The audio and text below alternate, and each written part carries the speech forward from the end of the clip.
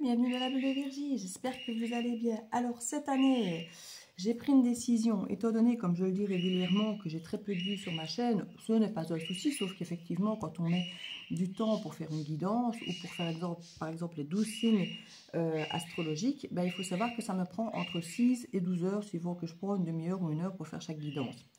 Et quand effectivement j'ai une centaine de vues sur une guidance collective générale, ou même parfois bien moins de 100 vues, ben imaginez si on divise par 12 le nombre de vues, ben ça fait quasi rien du tout comme vue, comme personne touchée. Et quand je dis vue, ce n'est pas une question de finance ou autre, puisque je n'ai pas mes vidéos ne sont pas monétisées. Donc c'est juste qu'effectivement au niveau du rendu que je peux avoir par rapport à mon travail, quand j'ai 10, 12, 15, même 20 ou 30 vues, c'est vraiment exceptionnel, sachant que les gens vont quand même souvent voir leur signe, ascendant et puis ceux de leur chéri.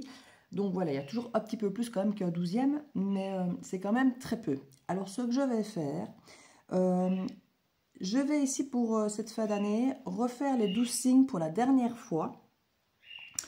Ça va dépendre de vous. En gros, je fais déjà les signes de Verseau pour plusieurs raisons. Parce qu'à chaque fois que je fais le Verseau, le compteur explose. Alors quand je dis explose, c'est que ça triple, ça quadruple, ça quintuple les autres. Donc à chaque fois, je me dis, finalement, je fais les Verseaux puisqu'il y a de la demande. On regarde, on met des likes, on commente, les gens sont contents. Et moi, en plus, c'est mon signe au final, donc ça m'arrange aussi de le faire. Mais pas que. Donc voilà, ici, je vais commencer par faire le Verseau, puisque je sais que le Verseau, il est toujours bien accueilli. Et pour les autres, pour la dernière fois, je vais refaire les 12 signes et je ne garderai que ceux qui ont suffisamment de vues et de pouces en l'air pour me motiver à les reproduire. Parce que si effectivement j'ai 3 pouces en l'air et 20 vues, je me dis que ça ne vaut pas la peine de perdre autant de temps dans mon temps privé, personnel, parce que mon temps aussi a de l'importance.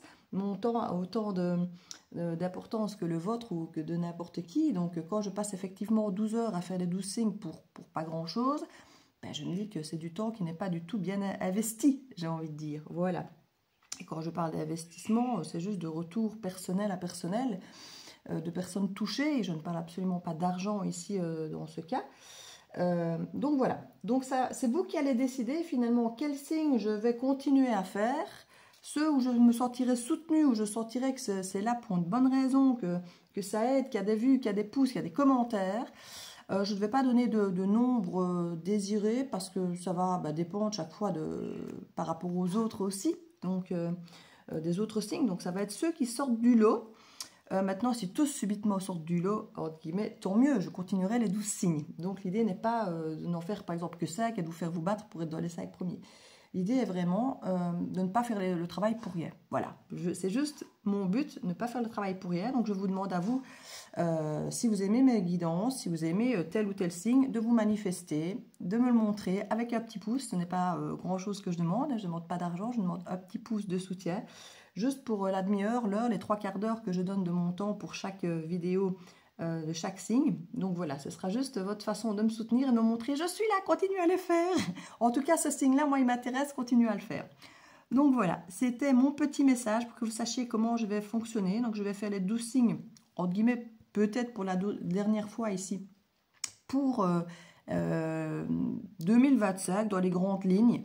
Je ne vais pas la faire très longue du coup, parce que si je la commence à faire très longue, je vais à nouveau prendre énormément de temps par signe. Et aussi parce que j'ai fait déjà la roue de l'année collective, n'hésitez pas à aller la voir.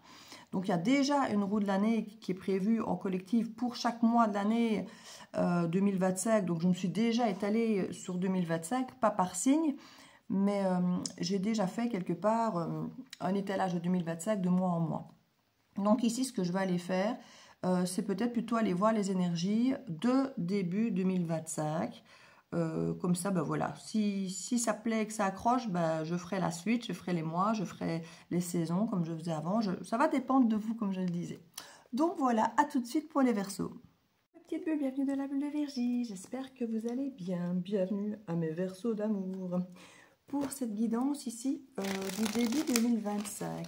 Alors j'ai fait déjà une roue de l'année collective de mois en mois.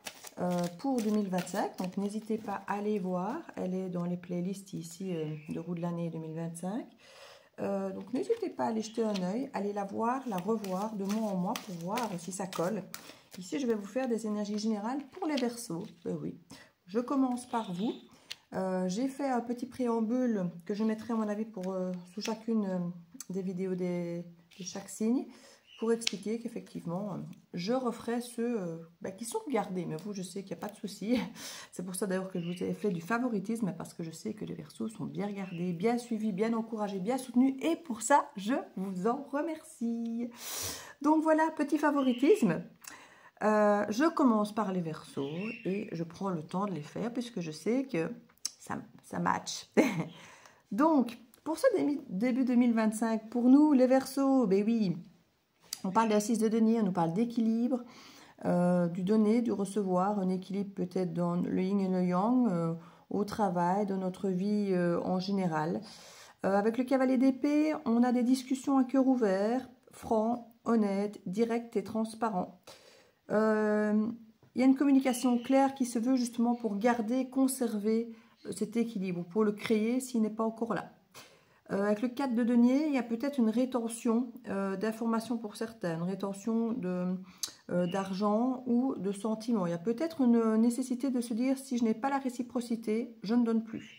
Moi, je veux l'équilibre, il n'est plus question d'être déséquilibré. À partir d'aujourd'hui, je donne quand je reçois. Et si quand je donne un peu plus, je vois qu'il n'y a pas le retour, j'arrête de donner plus. Je ne vais pas dire que je reprends mes billes, mais il y a un petit peu de ça. Le Verseau, on ne l'aura plus. Le Verseau, c'est quand même de base un peu la reine d'épée. Hein, on est quand même ce signe d'air avec la reine d'épée. En tant que Verseau, balance, signe d'air, ici, on est représenté par cette reine d'épée qui généralement, effectivement, a une logique, une analyse, une façon de décider très cartésienne. Avec le cœur, finalement, qu'on est toujours de côté, comme quelqu'un de blessé, comme quelqu'un qui était divorcé, séparé ou autre. Donc, c'est vrai qu'on a une énergie souvent relativement froide dans les énergies, dans les typicités. Ici, on sait que le Verseau, il a ce côté quand même altruiste, très empathique. Même si peut-être il n'est pas toujours très sentimental de l'extérieur, on sait en tant que Verseau, nous, qu'on est très fortement touché par les gens, les situations, les choses, les événements. Voilà, on est beaucoup plus impacté que les gens n'imaginent, mais on ne l'exprime peut-être pas toujours, quoique généralement, le Verseau est quand même très bon communicateur. En tout cas, peut-être pas de la bonne manière, mais il exprime généralement ce qu'il ressent, la façon dont il sent les choses, dont il vit les choses. Et ici, plus que jamais, il va y avoir cette transparence pour vraiment retrouver une forme d'équilibre et ne plus justement être dans le déséquilibre dans ses relations, que ce soit au travail, que ce soit relationnel ou autre. On a pu avoir cette énergie ici où on se sentait un peu pris au piège avec ce 8 d'épée. Il y a ce côté ici où on se dit, voilà, alors une fois de plus, c'est le mental. Hein. On a l'impression qu'on n'avance pas, qu'on est pris au piège peut-être dans un tourbillon, peut-être du passé. Et parfois, on se dit, voilà, c'est de ma faute, j'ai toujours agi comme ça, maintenant les gens me voient comme ça, j'ai toujours été la bonne poire, je suis toujours celui ou celle qui dit oui. Donc du coup, maintenant, quand je dis non, les gens ne comprennent pas. Les gens me tournent le dos. Si vous tournez le dos, c'est que quelque part, ça leur a toujours profité que vous disiez oui, que maintenant vous vous respectez et que vous dites non, ça ne leur va plus parce que quelque part, ils ne peuvent plus profiter de vous. Donc, j'ai envie de dire, ce n'est rien de perdu, que du contraire.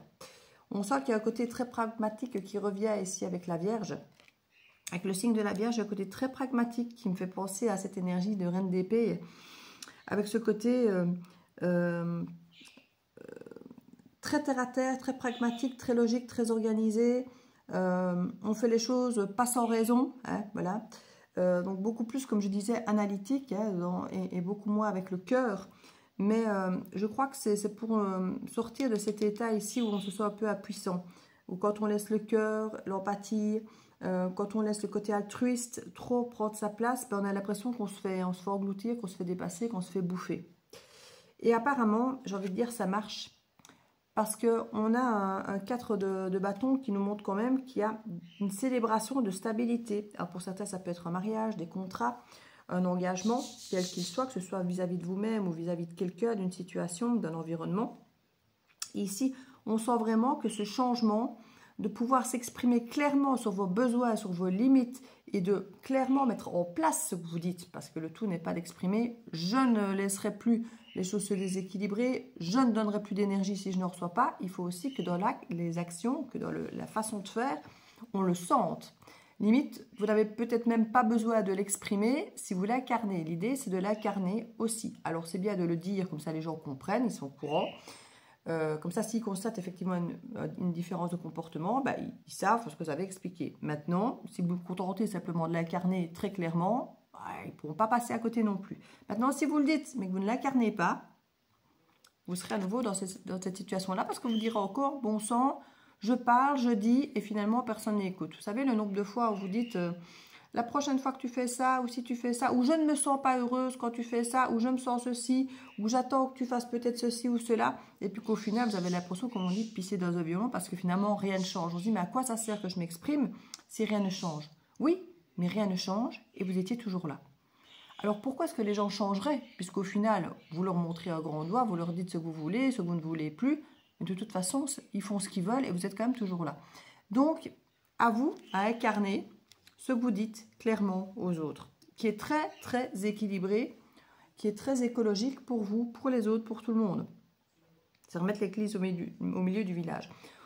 On voit que vous prenez votre courage à deux mains, de dépasser certaines peurs, peut-être des peurs de l'abandon, des peurs de certaines blessures qui ont été longtemps vives et que les gens venaient peut-être réanimer sans le vouloir ou volontairement, hein, c'est selon le type de personnalité qu'on croise, mais souvent, toute personne n'est pas forcément là pour vous blesser, mais simplement, ben, on appuie sur souvent sa propre blessure, parce que si on a peur de l'abandon, si on a peur d'être rejeté, ben souvent on vient demander encore plus de nous rassurer.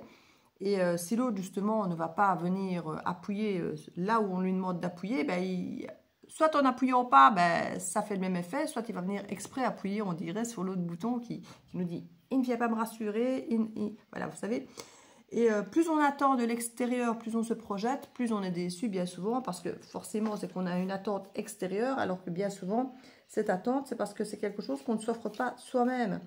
Quand on se donne à soi-même suffisamment d'amour et d'attention et la priorité, on n'a plus tant besoin d'être la priorité et l'attention des autres.